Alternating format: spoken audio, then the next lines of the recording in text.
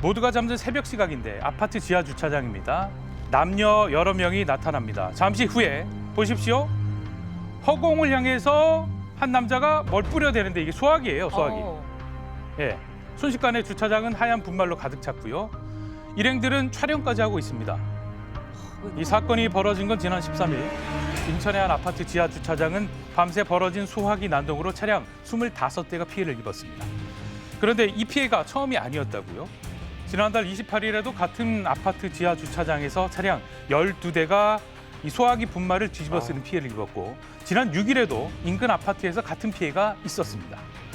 참다 못한 주민들의 신고로 잡힌 범인들은 놀랍게도 인근 중학교에 다니는 중학생들이었습니다. 3주 동안 3번이나 소화기 난동을 부린 이유에 대해서 그냥 장난이었대요. 이렇게 도 넘은 장난에도 학생들에 대한 처벌은 쉽지 않은데 이들이 14세 미만 촉법 소년이기 때문입니다. 결국 피해 주민들은 학생들의 부모에게 그냥 세차비 정도만 받는데 그쳤다고 합니다. 소년범에 대한 처벌이 낮은 게 경각심을 참 불러일으키지 못하는 것 같은 게 이 사건 이후에 또 일을 저질렀다면서요. 네. 특히 수위 조절을 어떻게 봐야 될지 모르겠는데 이번엔 한 학생이 자기가 사는 아파트 현관이랑 복도에다가 또 소화기를 분사했다고 합니다. 현장 한번 볼까요? 엘리베이터 문이 열리자 도망치듯 올라타는 학생들이 보입니다.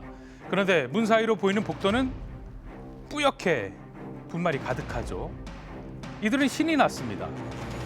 중학생 무리 중에 한 여학생이 이번엔 자신의 집 앞에다가 소화기를 분사한 겁니다. 저게 재밌나요? 네, 더 놀라운 건 아버지가 직접 경찰에 신고했다는 거예요.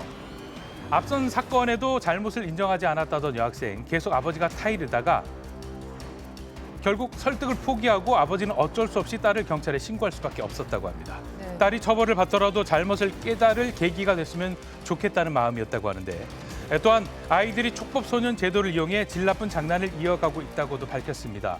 경찰은 조만간 가해 학생들을 불러서 조사할 예정입니다. 촉법소년 제도가 청소년들의 책임 면피용으로 쓰이지 않도록 제도에 점검이 필요해 보입니다.